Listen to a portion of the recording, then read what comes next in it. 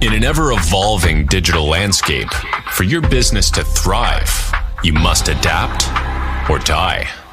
Welcome to Marketing in the Age of AI, the podcast helping you harness the power of AI and marketing tools to revitalize and grow your business. And now here's your host, marketing expert and author of Authentic Marketing in the Age of AI, Emanuel Rose.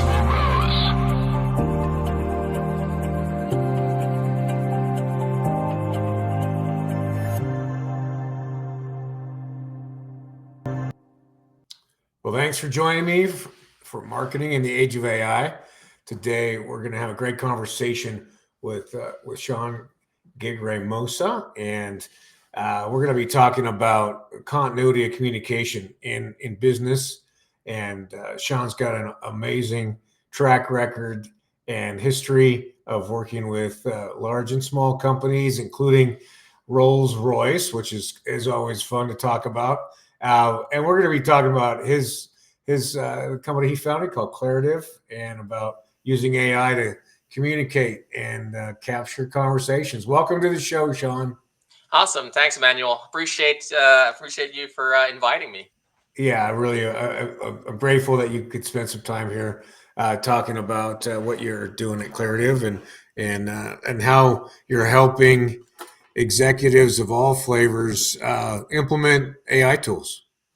Yeah, for sure. And yeah, it's not just how we're thinking about it is not just the executives, right? Yeah, it's also kind of like the the individual contributors and how they can get better, and then that will then funnel into leadership and building strategies and solutions. Nice, and that's critical, right? Is that we want to have these strong strategies around AI with very clear KPIs or outcomes that we're driving with these tools, and then implementing them in a way we can manage and monitor and get the most value out of. Exactly. No, for sure. Well, cool. Well, describe a little bit about what Claritiv is and why you developed it. Yeah, no. So I get Claritiv. I call it a conversational intelligence platform. And why we started it is I guess let me backtrack a little bit. So my background is in product management. You mentioned I used to work for Rolls Royce. I used to work for startups and big companies as a in product development and product management. Now in kind of like that role, I always talk to customers, right? Or I talk to my users, and they tell me like, "Hey, Sean, this is what we want to do. This is the problem we're facing." And I go, "Oh, great, that's awesome." And I know what you're talking about. I feel that. And then I talk to my engineer, my developers go say, "Yep, this is exactly why." They build it because they said like, "Yeah, we get it." They build it and go back, go to the demo with a customer, and the customer has that kind of that look that says like, "Well, this is not what we talked about." Right. Not even close sometimes. Not even close. Or you got one part of the conversation, but what's actually really important, and that's the one that we really need. Yeah. And that was the kind of like the trigger, right, on why we built Claritiv. It's, as you mentioned, continuity of conversations, is that there's so much information in our day-to-day conversations with clients, with customers, with our team, and a lot of it is being lost. And so what we do is that we make it so that the person can focus on building that relationship and truly trying to understand. And we worry about aggregating and synthesizing and documenting all of that data.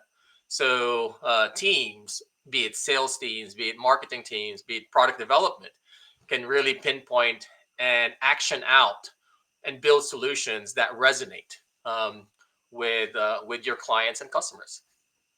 Love it.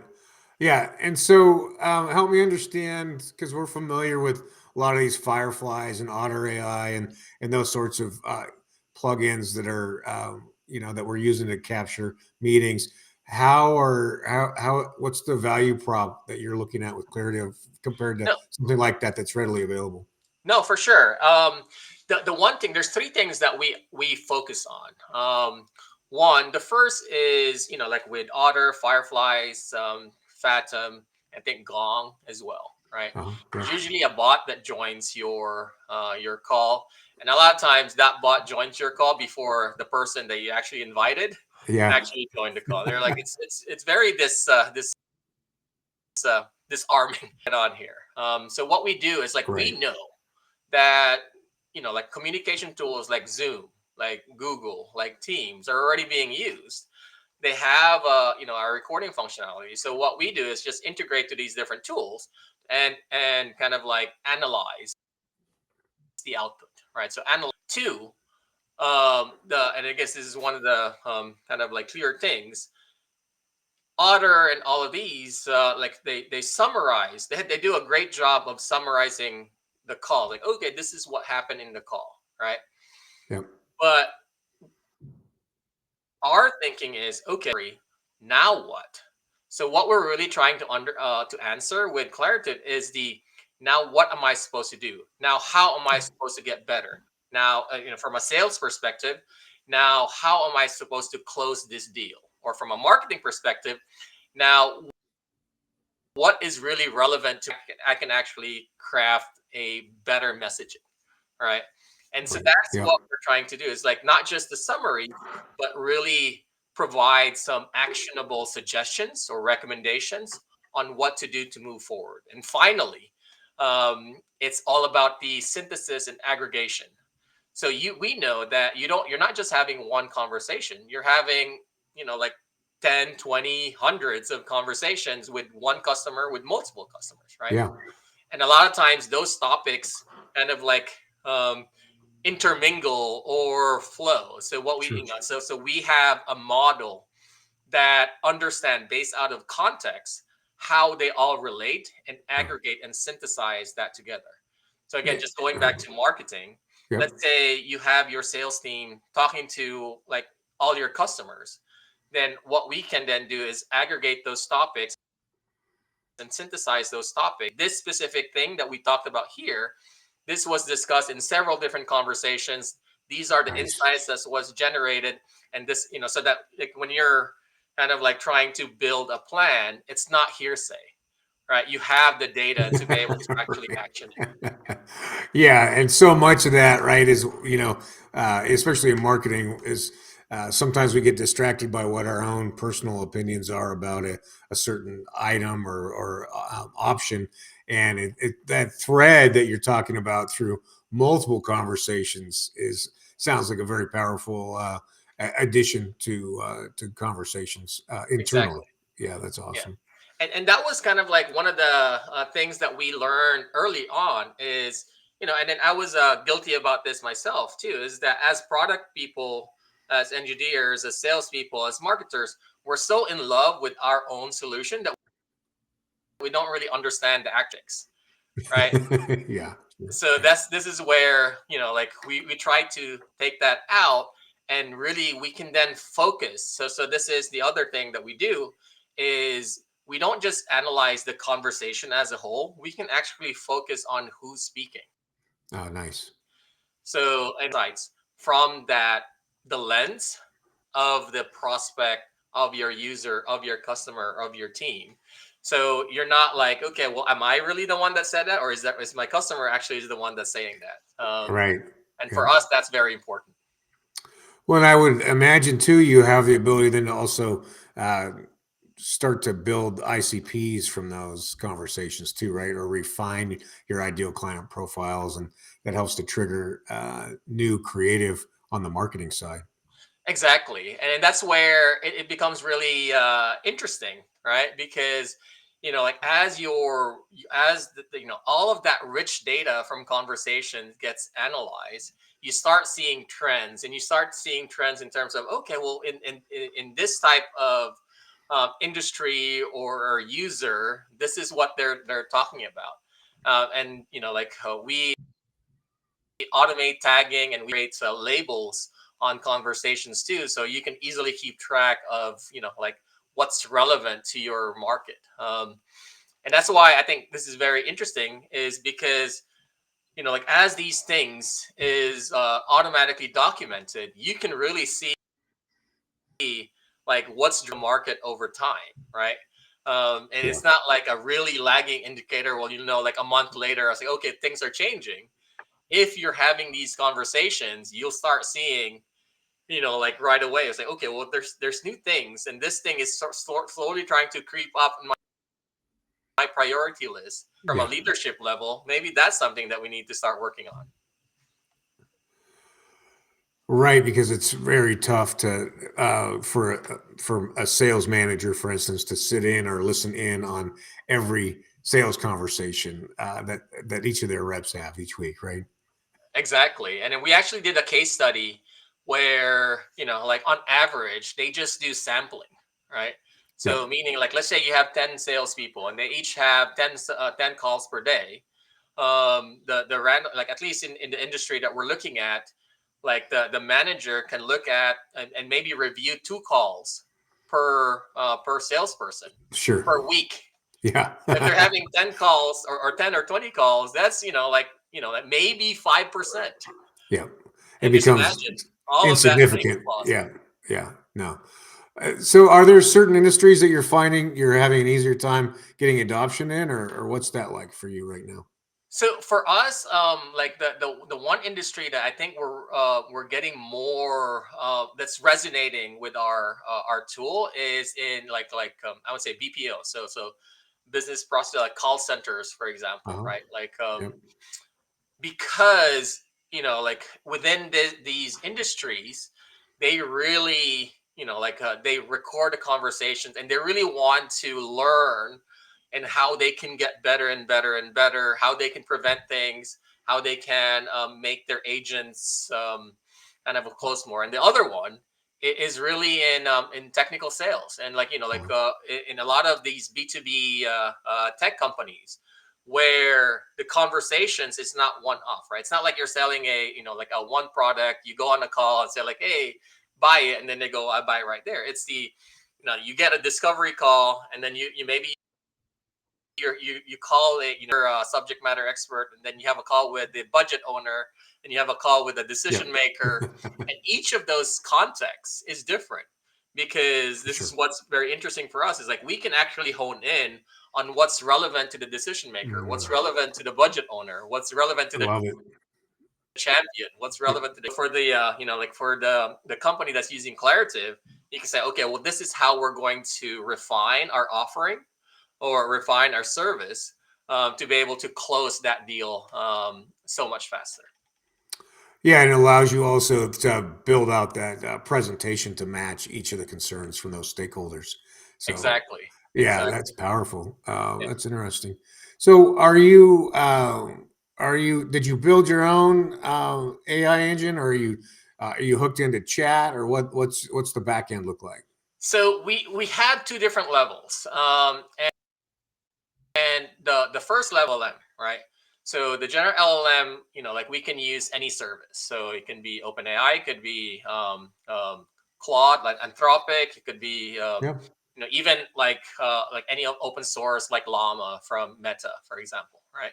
Sure. Now that provides just the initial, I want to say, summarization, and then we have our own layer, our own machine learning layer that sits on top of that. So, for example, for aggregation, for sentiment, even voice recognition, things like that. That's we we put all the general stuff. Yeah, that makes sense. And the sentiment analysis, I'm sure, is a critical and unique offer that you have from all these too. Yeah, exactly, and especially for let's say for call centers, right? Who were like we're this is at least the folks that we've been talking to, that this one our solution really resonates is because for example like QA violations or extreme QA violations, right? Where one violation could cost a lot revenue for that company, like for brand, like it hits on the company's brand and their client's brand, right? Yeah. And what we can do, and then a lot of time, because the sampling isn't done like completely, a lot of times that brand hit it's been already already like maybe weeks or before you can actually capture it, until like maybe the customer like has been really really upset already, and then complains, right? So with us, because we're looking at sentiment, we're looking at tone of voice, we can capture right away after. Okay, well, there, there's a risk there. Like So something, you like there's trigger a violation. follow up. Yeah. Exactly. So Yeah. Love after it. that call, you can then like, oh, the team can then follow up right away. So at least if there was something that happened, then they can be seen as like, okay, we're proactive. We've caught it. So the like that issue is resolved quicker or sooner rather than later. Yeah, understood. That's amazing. I'm curious. Do you have like set packages that you're installing for clients, or are these all kind of one off based on what their demands are? So we do have what we call our baseline package. Yeah. So meaning like all the analysis is fairly generalized.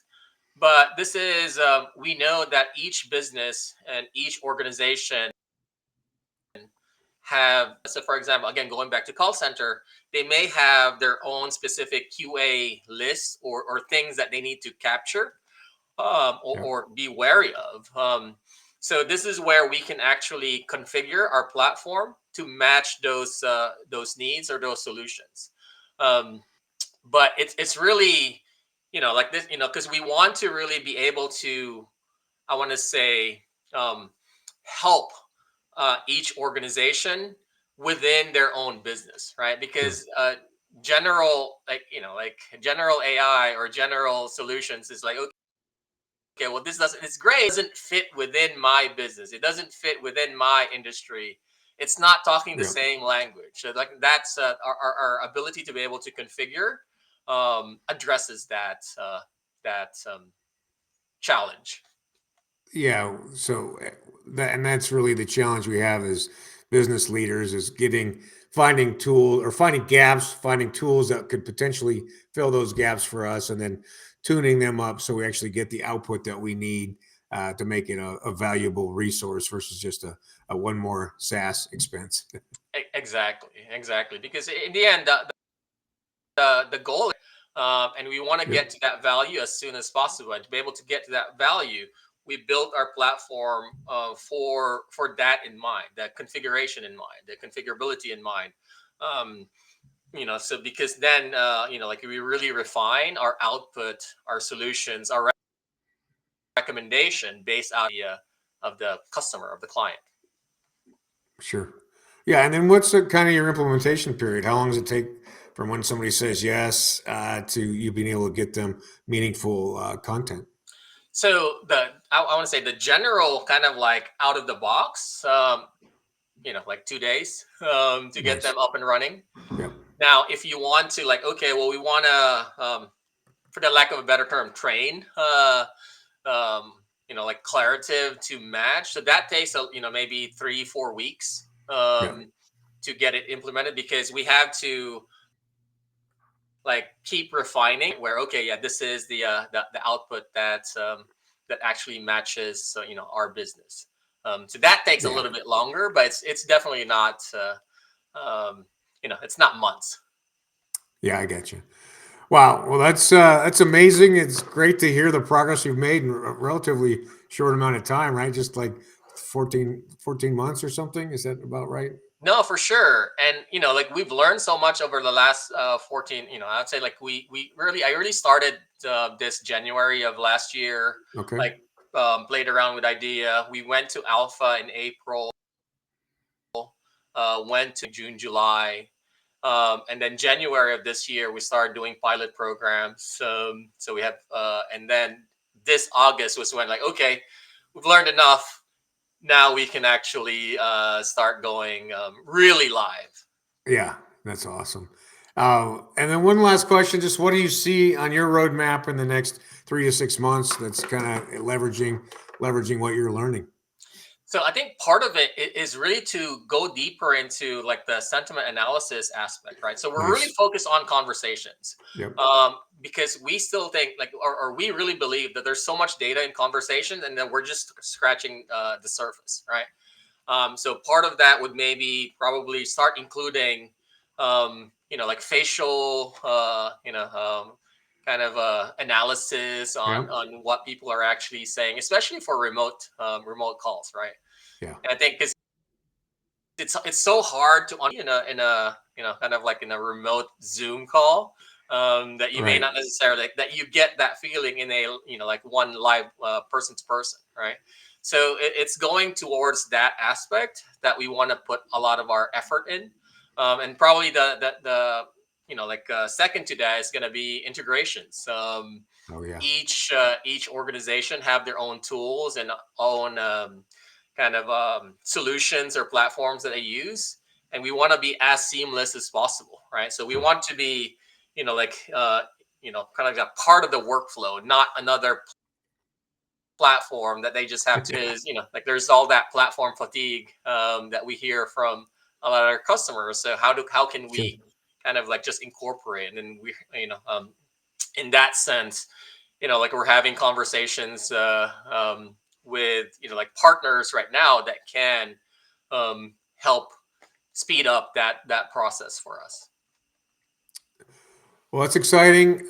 Sean, I really appreciate you taking time to describe that for me. And I love what you're doing, communication, and especially sentiment analysis and emotional intelligence, bringing that in so that it can help the humans have better conversations. I love that work, and I think that's very valuable. So thanks for conceiving and implementing that. Awesome. No, I appreciate, again, thank you so much, Emmanuel. And how do people get in touch with you if they want to have a conversation about your product or about AI in general? No, for sure. So I'm very in, so you can find me on LinkedIn, Sean Gigremosa on LinkedIn. As far as I know, I'm the only Sean Gigremosa on LinkedIn, so it should be very easy to find. Otherwise, you can reach out to us in our website, so Claritiv.ai. So that's Claritiv, CLARIT.ai. All right, Sean. Well, thanks again. I'm really grateful that you spent some time with me and hang out for a second, and we'll close this up and we'll check in. Awesome. Thanks, Emmanuel. Okay. Thanks, Sean. Bye. Thanks for listening to Marketing in the Age of AI. Be sure to subscribe wherever you heard this podcast so you never miss a future episode. Your copy of Authentic Marketing in the Age of AI is available at Amazon.com or EmanuelRose.com. You can also connect with Emanuel on LinkedIn. Thanks again for listening, and we'll see you next time.